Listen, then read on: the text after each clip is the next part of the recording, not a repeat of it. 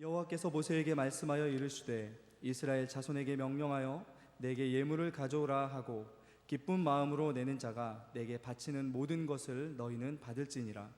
너희가 그들에게서 받을 예물은 이러하니 금과 은과 놋과 청색 자색 홍색 실과 가는 배 실과 염소 털과 붉은 물들인 수량의 가죽과 해달의 가죽과 조각목과 등유와 관유에 드는 향료와 분향할 향을 만들 향품과 호마노며 에봇과 흉패에 물릴 보석이니라.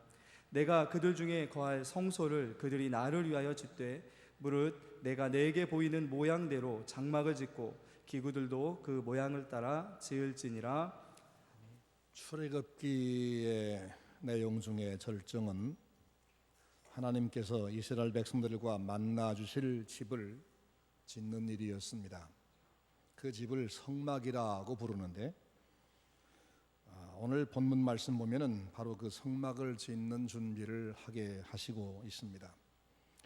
이스라엘이 과거 애굽에서 살 때는 애굽 사람들을 본받아서 우상 숭배를 했었습니다.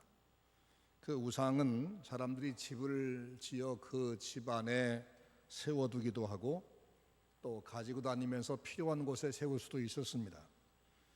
그런데 출애굽 과정을 통해서 이스라엘이 경험한 여호와 하나님은 그 애굽에서 경험한 우상과는 영 달랐습니다. 그분은 너무 크실 뿐 아니라 소멸하는 불 같은 분이셨습니다. 마치 겨울에 하늘에서 내려오는 눈송이가 용광로에 닿기도 전에 증발해 버리고 마는 것처럼 하나님의 그 영광이 얼마나 어미하신지 작은 죄만 있는 인간도 가까이 접근하면 소멸시키는 그런 거룩한 분이셨습니다.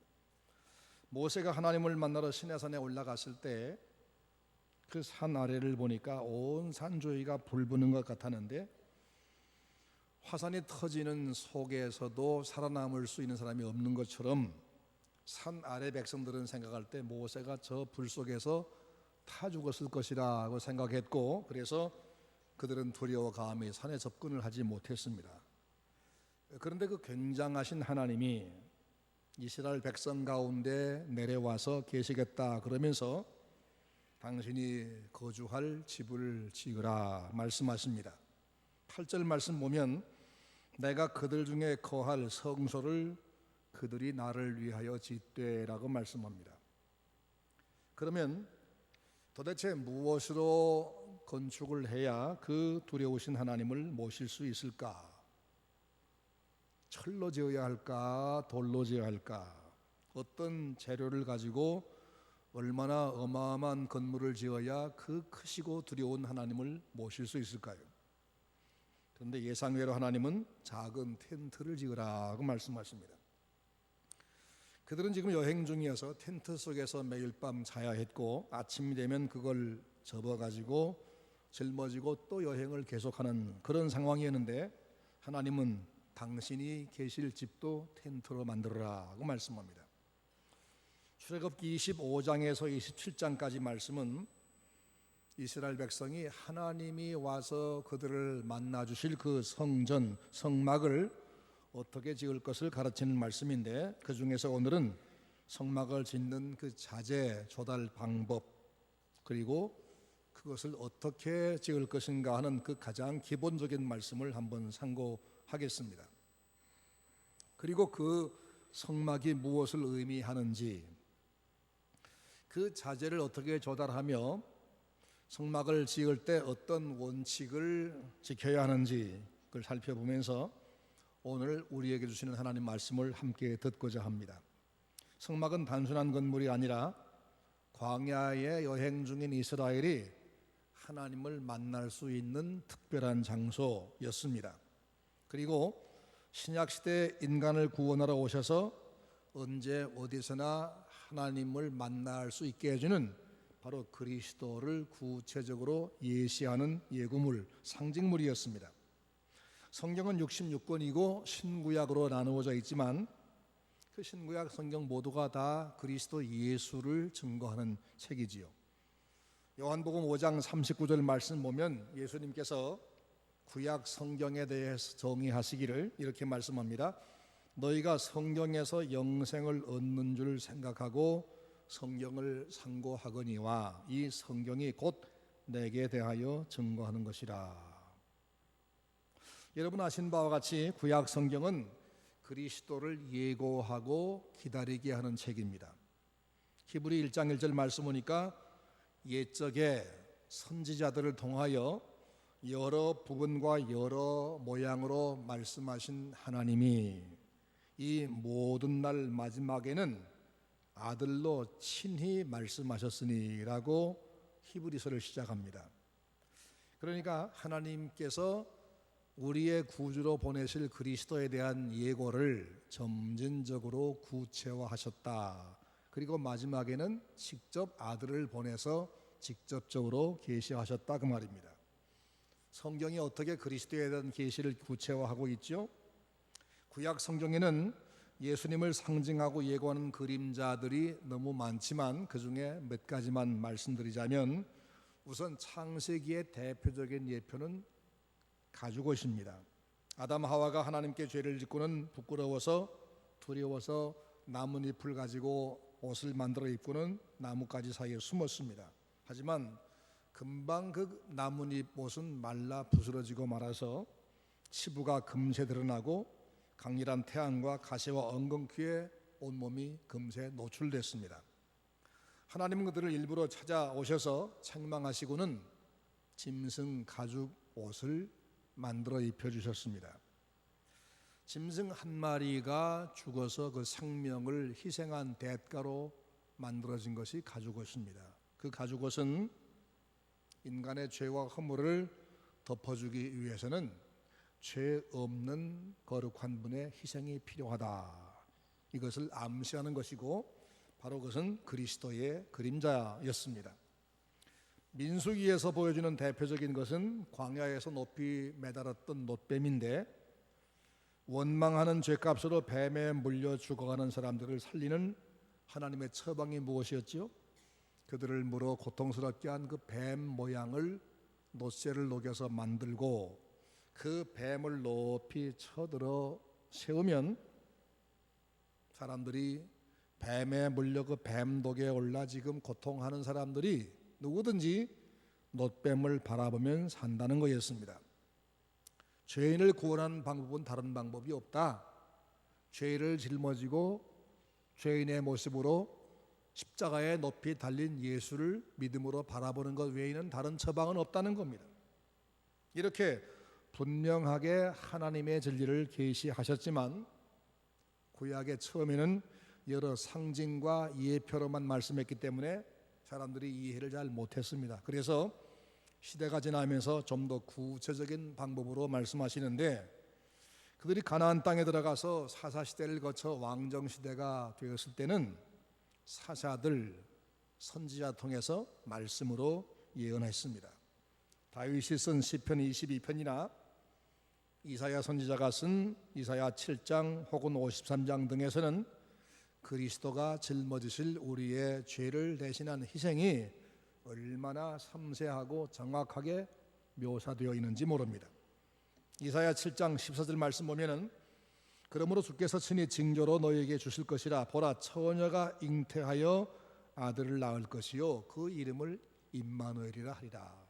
하나님이 인간 세상에 오셔서 인간과 함께 거주하시는데 그분이 누구냐면 처녀가 낳은 아들이다라고 아주 구체적으로 말씀했습니다. 시편 22편 1절 말씀 보니까 내 하나님이여 내 하나님이여 어찌하여 나를 버리셨나이까 어찌 나를 멀리하여 돕지 아니하오시며 내 신음하는 소리를 듣지 아니하시나이까 라고 천년 전에 다윗이 예수님이 십자가에서 엘리 엘리 라마 사박다니 어찌에 나를 버리시나이까 하는 전류를 미리 말하고 있습니다. 시편 22편 15절 이하에 보니까 예수님의 십자가에 당할 그 고통을 묘사했는데 내 힘이 말라 질그릇 조각 같고 내 혀가 이틀에 붙었나이다. 너무 목말라서 혀가 딱 들러붙었다 그 말이죠. 주께서 또 나를 사망의 진토에 두셨나이다. 개들이 나를 에워쌌으며 악한 무리가 둘러 나를 내 수족을 찔렀나이다. 저희가 나를 주목해 보고 내 겉옷을 나누며 속옷을 제비 뽑나이다. 다윗은 그런 고통을 당해본 적은 없습니다. 하지만 장차 예수님이 오셔 당할 십자가의 고통, 속옷을 뺏기고 겉옷을 제비 뽑아 겉옷이 나누어지고 속옷이 제비 뽑혀 뺏기는 그런 수치와 고통을 상세하게 미리 예고하고 있습니다. 예수님 오시기 전 700년 전에 선지자 이사야는 이사야 53장 5절 이하에 보니까 이렇게 말씀합니다. 그의 찔림은 우리 허물을 인하며 그가 상함은 우리의 죄악을 인함이라. 그가 징계를 받음으로 우리가 평화를 누리고 그가 채찍에 맞음으로 우리가 나음을 입었도다.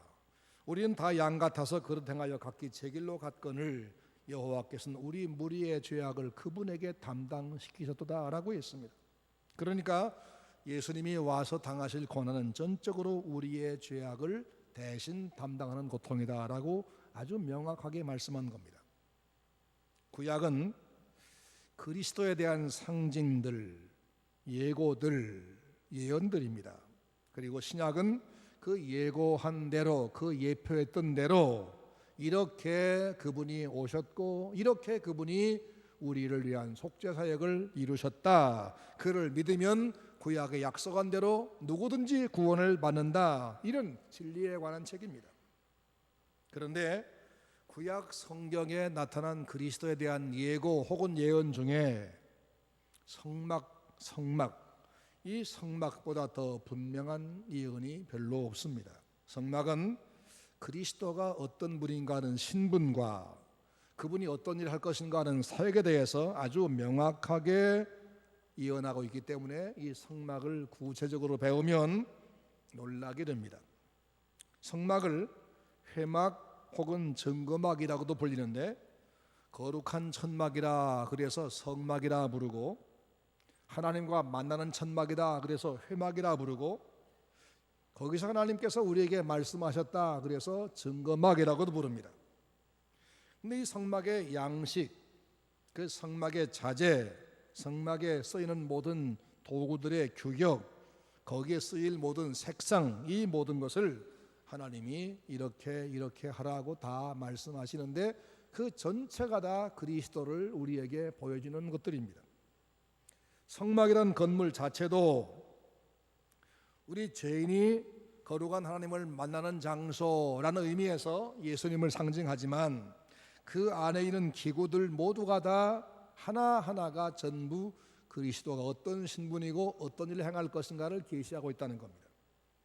이동식 텐트였던 회막은 나중에 고정식 건물인 성전으로 바뀝니다. 그리고 그 성전은 그리스도가 오심으로 더 이상 필요하지 않게 되고 그리스도가 온전한 성전이 되십니다. 그러니까 성전 혹은 성막은 죄인이 하나님을 만나는 그런 장소 혹은 그런 방법을 말씀하는 겁니다. 예수님께서 오신 뒤에 그분이 이렇게 말씀했습니다. 너희가 이 성전을 헐어라. 그러면 내가 사흘 동안에 일으키겠다. 그리고 나서 그 이후에 그걸 설명하기를 참 성전된 자기 육체를 가리킨 것이었다고 말씀합니다. 그러니까 예수 그리스도가 참 성전이시다. 예수님이란 그분은 어떤 죄인도 예수에게만 가면 하나님을 만날 수 있게 되고 예수 그분이 하나님이시면서 동시 인간이시다. 그래서 예수님이 진짜 성전이시다. 그런 말입니다. 보라 처녀가 잉태해서 아들을 낳을 것인데 그 이름을 임마누엘이라 할 것이다. 임마누엘이 뭐죠? 하나님이 우리 인간과 함께 계신다 그 말이죠. 그러니까 예수님 그분이 임마누엘이고 예수님 그분이 바로 인간과 하나님을 만나게 하는 그런 역할을 하신다 그 말입니다. 인간과 함께 하시기 위해서 오신 하나님이 예수님이시고 인간 하나님과 만나게 해주려고 오신 분이 바로 그리스도십니다. 임시 건물을 짓고 잠시 찾아가 만났던 구약의 성막 혹은 회막은 우리를 찾아오셔서 영원히 하나님과 만나게 하실 예수님의 상징이었다 그 말입니다. 그러니까 성막에서 이루어지는 그 제사 혹은 제물 이것만 예수님을 상징하는 것이 아니라 성막 전체, 성막의 자재, 성막의 모양, 성막의 배치도, 그 안의 기구, 이 모든 것들이 하나하나가 전부 그리스도 예수가 어떤 분이고 어떤 일을 할 것인가를 계시하고 있는 겁니다. 따라서 우리는 앞으로 시간이 허락되는 대로 이 성막을 좀 살펴보면서 신약 성경에서도 깨닫지 못한 예수님의 진면목을 우리가 보게 될 것입니다. 오늘은 이 성막을 건축하는 데 필요한 물건들을 어떻게 준비하고 그것을 가지고 어떤 원칙으로 성막을 짓는지에 대해서 살펴보겠습니다. 하나님은 자재를 지정해 주시면서 오늘 3절 이하에 보니까 자재를 지정해 주시면서 그것으로 지어라 하시는데 거기는 두 가지 원칙이 있습니다. 첫째는 즐거움으로 내는 사람의 것만 받으라는 말씀입니다. 9절 말씀 보니까 2절 말씀 보니까 이스라엘 자손에게 명령하여 내게 예물을 가져오게 하고 기쁜 마음으로 내는 자가 내게 바치는 모든 것을 너희는 받을지니라 그랬습니다. 그리고 3절 말씀부터 보면은 성막을 건축하기 위해서 백성들에게 받아야 될 물품들을 말씀합니다. 너희가 그들에게서 받을 예물은 이러하니 금과 은과 놋과 청색, 자색, 홍색 실과 가는 배실과 염소털과 붉은 물들인 순양의 가죽과 해달의 가죽과 조각목과 등유와 관유에 드는 향료와 분향할 향을 만들 향품과 호마노며 에봇과 흉배에 물릴 보석이니라. 지금 읽은 말씀대로 하나님은 성막을 짓는 데 필요한 모든 자재를 하나하나 알려주셨습니다. 거기는 아주 진귀한 보석도 있고 또 별로 귀하지 아니한 실들도 있었습니다. 큰 것도 있고 아주 작은 것도 있었습니다. 이스라엘 자손들은 그걸 봤을 때 대체 이게 어디에 필요한 건지 몰랐지만 나중에 그 성막이 다 완성되는 다 된다면은 아하, 내가 바친 것이 여기에 이렇게 아름답게 쓰여졌구나 하고 감동하게 될 것입니다. 나중에 보니까 자기들이 바친 그 색실로 지성소와 성소에 천사가 새겨져 있었습니다. 자기들이 낸 금조각이 모아져서 법궤를 감쌌습니다. 자기들이 바친 그 널판지 조각이 법궤를 만들었습니다. 그들이 봤을 때는 이것이 어디 있을지 몰랐지만 그것이 하나님 앞에 기꺼이 드린 뒤에는 하나씩 하나씩 제 위치에 찾아서 쓰일 때 상상할 수 없이 의미 있는 물건이 되었다는 겁니다. 여러분 자신 어떻게 평가하십니까? 나는 가진 것도 별로 없고 나는 젊지도 않고 나는 별로 쓸모가 없다. 혹 그렇게 생각하십니까? 우린 재능이나 지식이나 건강이나 능력이 한계가 있습니다. 하지만 하나님께 우리가 기꺼이 드릴 때 하나님의 계획에 의해서 우리가 어느 부분에 쓰여질 때 아주 아름답고 거대한 하나님 역사를 이룰 수 있다는 것, 이것을 말씀하고 있습니다. 이제 우리가 좀 깊이 생각합시다. 하나님께서 당신이 너희들을 만나겠다 하시면서 당신이 거주할 집을 지으라 하시면서 왜 자재를 주시지 않았을까? 그들에게 매일 필요한 만나는 아침마다 하늘에서 내려주시면서 성막을 지을 것도 최고급 자재를 내려주시면서 이걸 가지고 지으라 할 수 있을 터인데 그렇게 하지 않고 너희가 가지고 있는 것 중에서 기꺼이 내는 사람의 것만 받아 가지고 그것으로 지어라. 왜 그렇게 말씀했을까? 우선 은혜를 받으려면 너희가 뭔가를 드려라, 그런 말씀이죠. 주님께서 말씀했죠. 너희 물질 있는 곳에 너희 마음도 있다. 그러니까 자기들이 하나님을 만나서 죄 사함 받고 은혜를 받을 그런 장소를 지으려면 너희들의 것을 내서 만들어라, 그 말입니다. 사람이 자기 필요한 것을 얻기 위해서 물건을 살 때는 분명히 그 값을 낼 줄 알면서 하나님의 은혜를 받을 때는 공짜 의식을 가는 사람이 많습니다. 이것은 옳지 않은 일입니다. 그들은 자기가 가지고 있는 것 중에서 하나님이 요구하는 것을 기꺼이 먼저 내게 하셨습니다. 하나님께 나가는 장소, 하나님께 죄사함 받는 장소, 은혜 받는 장소를 지을 때 너희가 먼저 내라. 그 다음에 조금 더 깊이 들어갑시다.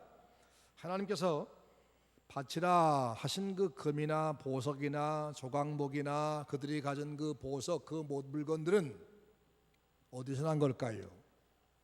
언제부터 가지고 있었나요? 그들이 돈으로 샀습니까? 그들은 본래 그런 것들을 가지고 있는 사람이 아니라 남의 종살이하는 노예였습니다. 근데 애굽에서 해방되던 날 하나님 그들에게 말씀하기를 너희 주인네들이 저희들이 가지고 있던 금은 폐물을 가지고 내 품에 안겨주면서 나가라고 할 테니까 너희는 준비하고 있다가 나와라, 그렇게 말씀했을 때 그들은 믿지 못했습니다. 아니 우리 신분에 우리 처지에 무슨 금은 폐물이야, 우리는 해방될지 그것도 우리는 확신하지 못해. 그런데 그들은 말씀하신 대로 단지 양 한 마리 잡아서 그 피를 문에 바르고 고기를 구워 먹고 있었습니다. 그러고 있었더니 애굽의 장자가 몽땅 죽었습니다. 애굽 왕이 깜짝 놀라서 당장에 나가라 명령합니다. 그리고 애굽의 주인들이 은금 폐물을 가지고 찾아오더니 안겨주면서 이것 가지고 당장에 꺼져. 그래서 그날 밤에 얼떨결에 해방을 받았습니다. 그러니까 그들이 지금 광야에서 가지고 있는 이 은금 폐물이 있다면 그건 어디서 온 겁니까? 하나님께서 해방시키던 날에 안겨주어서 가지게 된 겁니다. 그들이 바친 보물과 재물은 그들의 것이 아니라 하나님이 미리 맡겨두었던 겁니다. 그러면 왜 하나님은 이들에게 해방만 주지 아니하고 이런 물건까지 주었을까? 이들이 광야에 나와 있을 때 성막을 지으라고 명령하실 것을 대비해서 그때를 위해서 가지고 있게 하신 겁니다. 그러니까 그들이 가진 모든 물건은 그들 것이 아니라 하나님 것이었고 당신의 명령을 순종하기 위해서 가지고 있게 하신 것이었다 그 말입니다. 그렇죠? 분명히 그렇습니다. 그럼 여러분에겐 지금 그런 물질을 가지고 있지 않습니까? 여러분이 지금 가진 것이 무엇입니까? 여러분의 생명, 육체, 건강, 자녀, 물질, 환경, 그게 본래 여러분 것이었습니까? 본래부터 하나님께서 여러분에게 맡겨둔 것 아닙니까? 하나님이 가난해서 우리 것을 달라고 하신 분입니까? 이들은 하나님께서 미리 맡겨두었던 것을 기꺼이 내라 할 때 모두가 감사하며 이때 쓰시려고 우리에게 맡겨두었구나, 참 신기하다, 하나님은 참 너무 고마우시다 하면서 기꺼이 드리며 찬송을 했어야 마땅합니다. 이것은 우리도 마찬가지죠. 근데 여러분 그렇게 하시고 계십니까? 감사로 헌신하고 계십니까? 종살이하던 노예 신분이 만져볼 수도 없던 보물을 하루아침에 갖게 하신 하나님, 그걸 바치게 하신 것이 야속한 게 아니라 그동안 내가 이런 것을 만져보고 이걸 내가 내 것이라 가지고 있어, 이것만도 감사하고 이걸 가지고 또한 내게 은혜 받을 장소를 지으라 하시니까 더 감사하고 그래야 하지 않았겠습니까? 하나님이 그들 편되셔서 애굽을 이기게 하시고 해방시켜 주시고 그 초라한 그 종들을 하나님 당신 백성 삼으시고 그들을 위해서 이 모든 걸 준비해 두시고 장차 들어갈 저 가나안까지 준비해 놓으시면서 너희가 앞으로 이렇게 살아라, 하나님께서 그들을 가르치는 거, 이게 얼마나 감사합니까? 죄인이 하나님 앞에 선다는 것, 아니 그분 앞에 내가 무엇인가 내 시간과 내 몸과 내 재능과 뭘 드릴 수 있다는 것이 얼마나 큰 특권인가 우리는 기억해야 됩니다.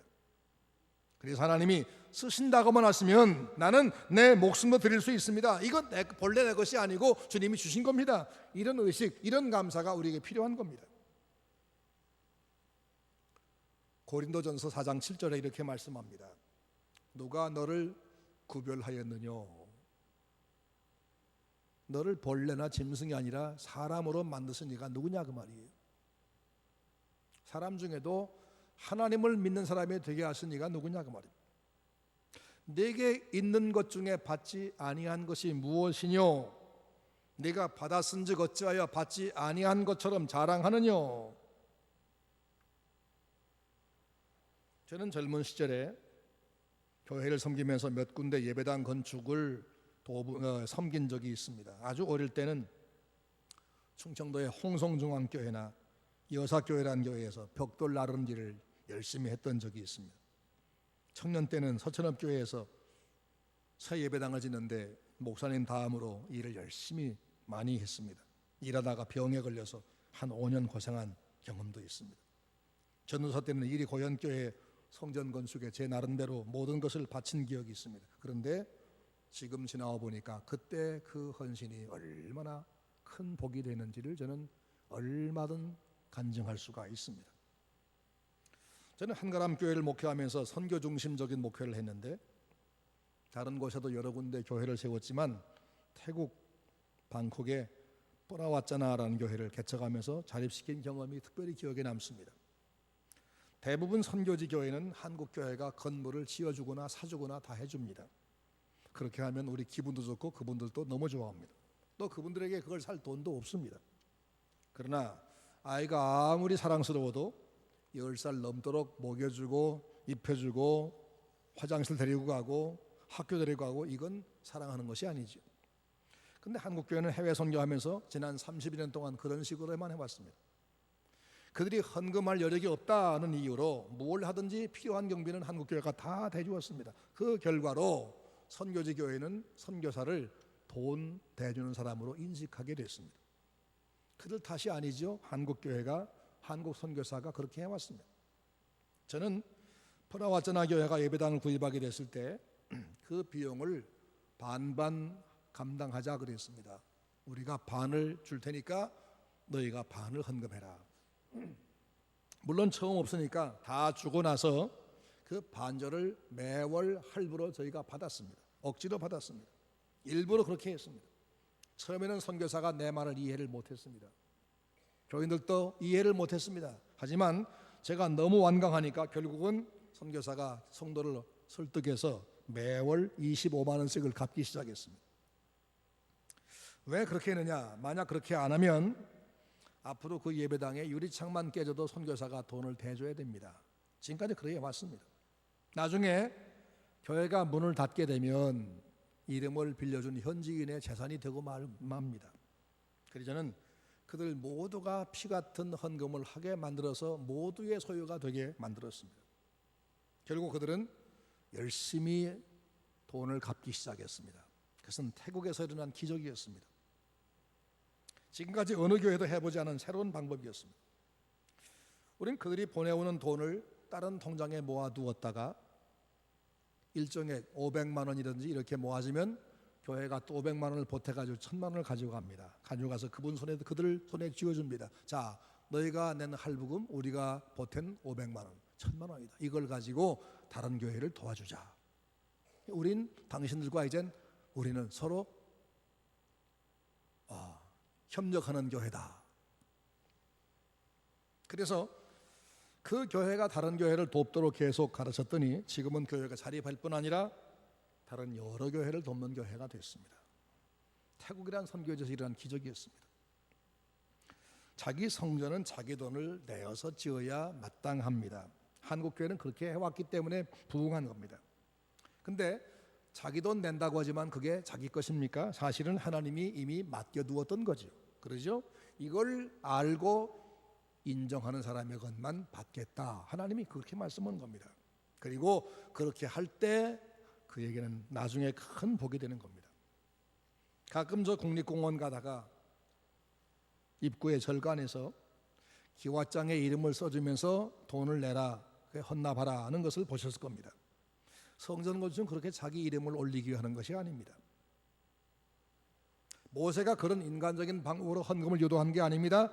당당히 가져오라 하고 명령만 하고 그 말씀에 감동되어 기쁨으로 내는 사람의 것만 받고 왜 내 걸 달라고 그래? 그런 사람은 받지 않았습니다. 헌금은 나와 하나님 사이에 하는 거지 누가 하라고 하거나 부추기거나 혹은 체면 때문에 하는 게 아닙니다. 헌금은 하나님께 하는 겁니다. 하나님이 받으시고 복 주실 걸 바라야지 사람의 칭찬 바라는 것은 나중에 손해보는 겁니다. 평생 살면서 하나님이 내게 이미 맡겨둔 것이 전부다. 내가 가진 건 전부 하나님이 당신의 영광을 위해서 내게 맡겨두신 것이다. 그러기에 그분이 필요하다 하시면 나는 언제든 드릴 수 있다, 이런 자세를 가지고 사시기를 바랍니다. 둘째는 하나님께서 알려주신 방법으로만 만들어야 됐습니다. 9절 말씀 보면 물은 내가 네게 보이는 모양대로 장막을 짓고 기구들도 그 모양을 따라 지을지니라 라고 말씀했죠. 그러니까 자재, 모양, 치수, 색깔 모든 것이 하나님께서 알려준 대로 해야지 한 가지도 사람의 마음대로 해서는 안 된다는 겁니다. 왜 하나님은 모양과 치수까지 다 정해주었을까? 거기에 특별한 의미가 있습니다.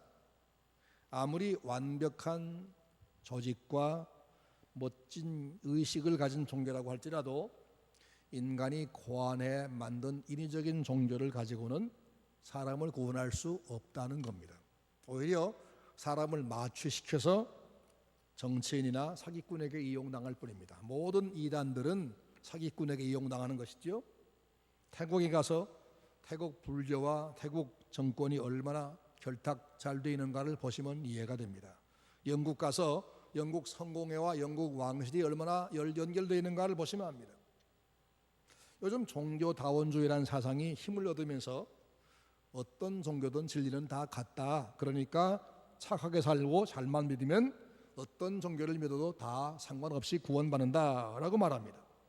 하지만 창세기 3장에 보여준 대로 인간이 만든 나뭇잎 옷 가지고는 부끄러운 몸을 가릴 방법이 없었습니다.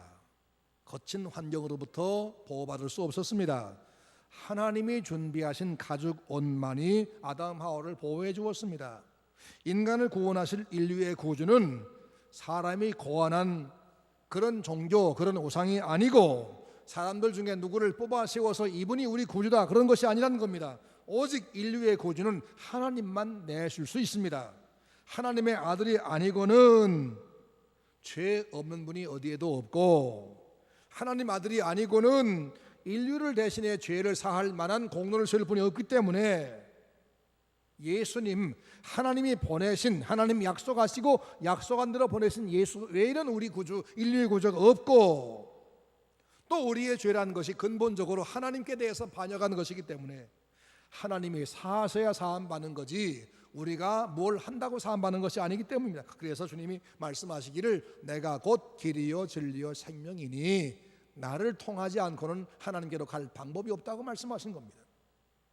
하나님은 천하 인간의 그 누구도 예수 외에는 우리 구주로 주신 일이 없고 오직 한 분만 주셨습니다.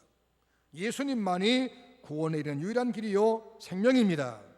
그것을 분명히 우리에게 알려주기 위해서 성막을 짓는데도 내가 알려준 그대로만 지어라 라고 말씀하는 겁니다. 내가 일러준 모양과 규격과 그리고 색상과 자재로만 지어라.